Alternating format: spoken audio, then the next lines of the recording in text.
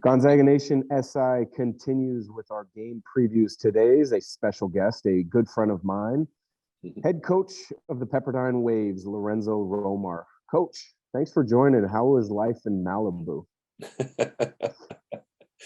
It is nice scenery here in Malibu, as you very well know. So things are all right. Well, you guys have a talented roster with a lot of freshmen. You guys have not been able to win a lot of close games this year. Are you seeing growth with your youth? What are the bright spots that you're really kind of leaning on towards the last couple weeks of the season? Then our record would not indicate that there's any growth if you just looked at our record. But we see it. We see the freshmen growing. We see that they're getting better defensively. They're just understanding the game at this level much better. And I think our team is better than it was 3 weeks ago. We've had a couple of games where we, just last week against San Francisco, they're really good. And we just, they had their way with us. And so we obviously have to still get better.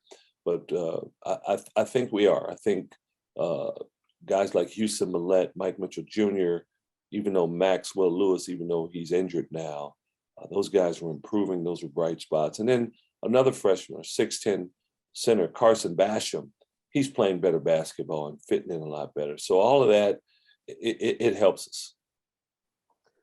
You mentioned 4 freshmen, very talented freshmen. This league is, when you look at it this year, there's a lot of good transfers from the transfer portal, guys using an extra year of COVID. You went the other route with freshmen. Is that your typical route that you want to take, is recruit youth to build your program, or do you just want to be selective with the best players available?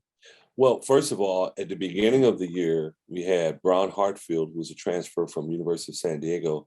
He was a 5th-year graduate transfer and all-conference talent. And then Keith Fisher, the third, was a graduate transfer from Illinois State. And, he was a forward. He played for us the first time we played Gonzaga. And those guys were older and they were talented, but they're not with us anymore. And so now we're kind of in this position. But man, I like it. You're always concerned when freshmen have good years that someone's going to, whisk them away. So you have to try to keep them together. But there's something about someone that's been in your program 2, 3, even 4 years that I really like. And I do think when it comes to the transfer portal, if there is a need that comes up at the last minute, something that we really feel we need, we would look at that. So I'm not opposed to it, but I just feel like we're going to try to, at this point, have our roster mainly made up of guys that have been in our program. You're a coach who's been around the WCC for quite some time. You were a head coach at Pepperdine in the late 90s, kind of in their heyday, right before Gonzaga took off and became what they are now. You came back, your second go as the head coach at Pepperdine. What are the biggest differences that you see now in the league, and how good is the league this year? Gonzaga was just getting started our last year. Gonzaga had won the league, and I think eventually went to the Elite Eight. Dan Monson's famous quote, "Oh, it's Gonzaga," and kind of dropped the mic on that. That was right around then.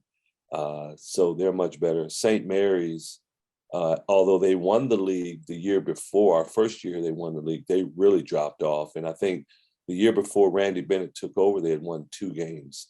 So they're different. They're improved.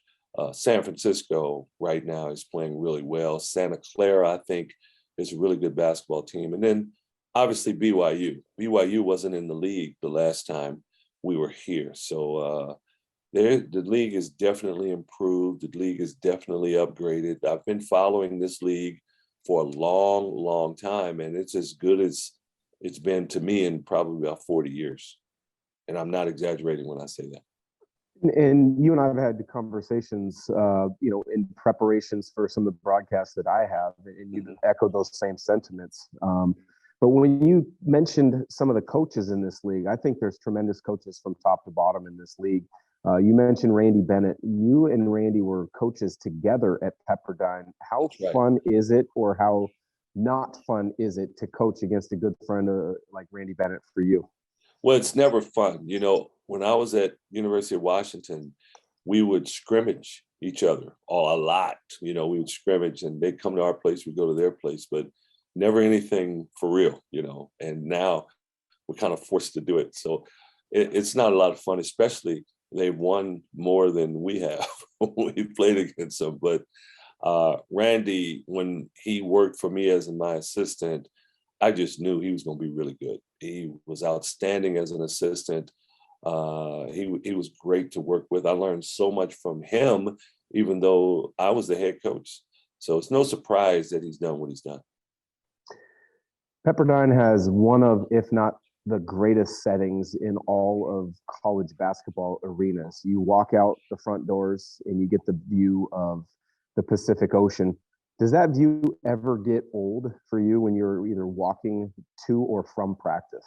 No. And when I drive in every day, Dan, I look to my left and I see the ocean. Every day I take a look at it. It's out of habit now. It's just a reaction every time I look at it. Twice when I'm on the road, about to turn into campus, and when I'm on campus, I look at it again. It's beautiful. Gonzaga obviously is a dominant player in the West Coast Conference. You guys play them on Wednesday. When you put together a scouting report, what are the first keys that you must enforce to your team that we need to do this, and this great to win? You got to get back on defense. They are so good. Last year with Jalen Suggs and Corey Kispert and the rest, Ayayi, anyone would bring the ball and could make a play, or you could advance the ball and anyone could finish. And this year, they're no different in terms of how they're coming at you. I mean, they come at you quickly at all positions. Sometimes, Nembhard will get the ball and he won't even dribble. He just kicks it ahead and there's a layup. And they're really running to that rim hard. Their bigs are running hard to the rim and they're putting the heat on you right there. Holmgren can bring the ball, and if you don't pick him up, he'll stop and pop a three. So defensive transition is the thing that you got to get back. And even if you're back, you better be organized or they're going to burn you. Well, Coach, I appreciate the time. I wish you the best of luck, not just against Gonzaga later this week, but also the rest of the season. And do me a favor, keep looking at that ocean, and the next time I'm there, I'm going to have to take a picture and send it to you as well, because that view is spectacular from Firestone Fieldhouse. So thanks again for joining. Thanks for having me, Dan.